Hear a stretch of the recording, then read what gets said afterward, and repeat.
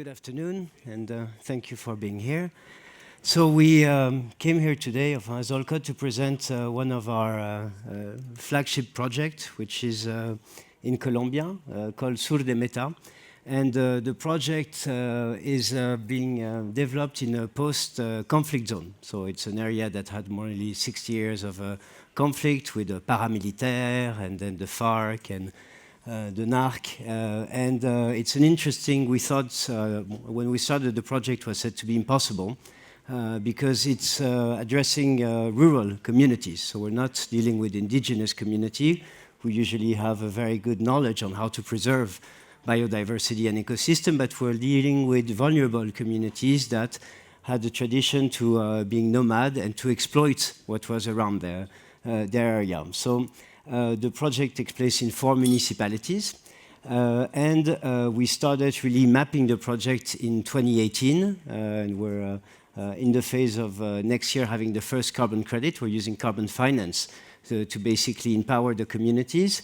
And for us, the first step was to have a clear social mapping of the stakeholder and to get them involved into the project. And one of the key findings when we were doing that was how to put the communities first, how to make sure that they are empowered with the project, and how to make sure that they are really owning the project. So beside the fact that the project is registered in their name, we needed to find leaders. So after having the stakeholder engagement, we also worked in selecting in the community and each municipality leaders that would help us to preserve the project. Bear in mind that, you know, in this time we're also facing COVID, and with the COVID we also had a resurrection of conflict in this area.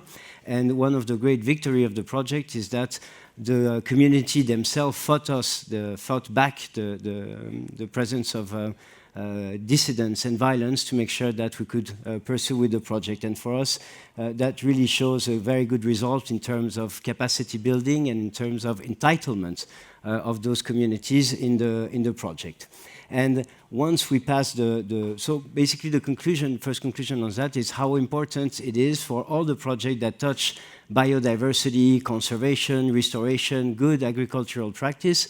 The core of those projects, beside the soil, are the people.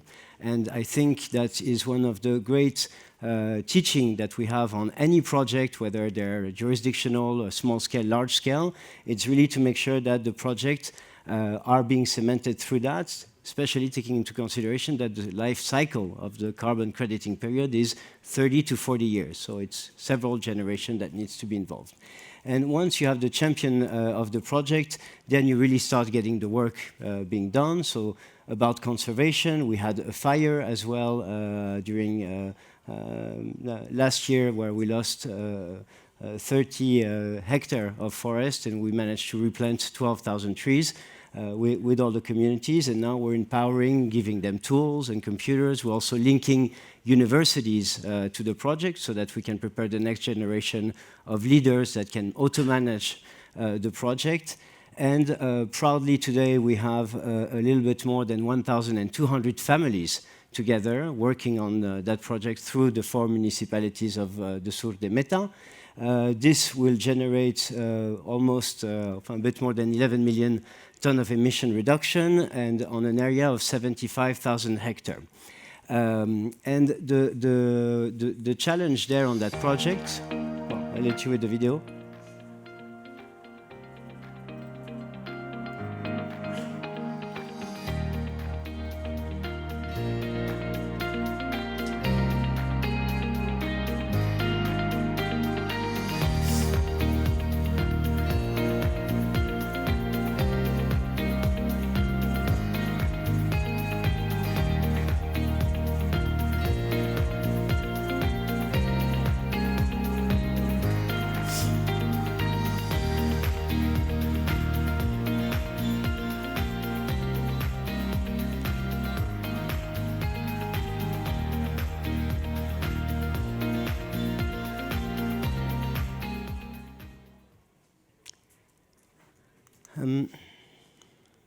Yes. So the challenge on the project are, well, obviously, you know, on this conflict zone, arson, the tree felling, but there's also cattling activities. We had armed conflict.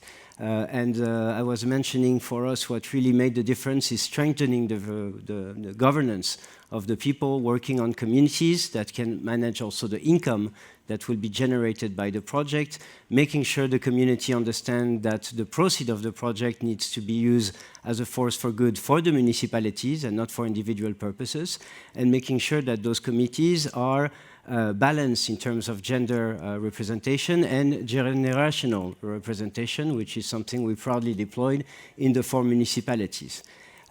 For us, that project and the future vision around that project is to be able to reproduce this schematic, because, well, you know, we're all fans of native biodiversity with a strong storytelling, but usually, as I was mentioning, indigenous community are very well in administrating their livelihood and preserving the biodiversity. Where we see real tension in deforestation is at the beginning of the forest, where rural communities are usually living and exploiting the forest, and we think that's where the most attention should be taken. Colombia is a very good example because in spite of having the second largest biodiversity reserve in the world, and the first one, if you look at it from a capita point of view, 52% of the greenhouse gas of Colombia are coming from deforestation at an alarming rate. So we think that this type of deployment, empowered by the private sector, enhancing the capacity of the communities, are really a solution that should be reproduced in countries like Colombia and others, where you have a precious ecosystem that is fading away. So here today we presented a proposal to extend the project to an area called Mapirepan, and we're looking for capital of $1 million that we can start deploying as of next year. The capital really is to do social mapping, to do survey on the biodiversity reserve, and identifying also the tenure and the benefit, because one of the other issues you have in this type of zone is that there's no title deed for the property, so you also need to work closely with the government in order to make sure that the tenants of those property can stay with the benefit. And I think that's also one of the pillars of success in that type of project, is that we transform people who are exploiting into people who belong and to have ownership of land and also the ecosystem that surround them.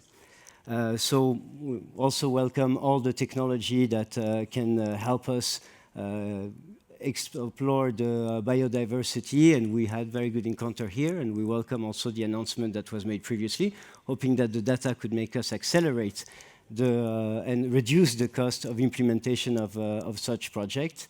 And I'll be delighted to take your questions. Thank you.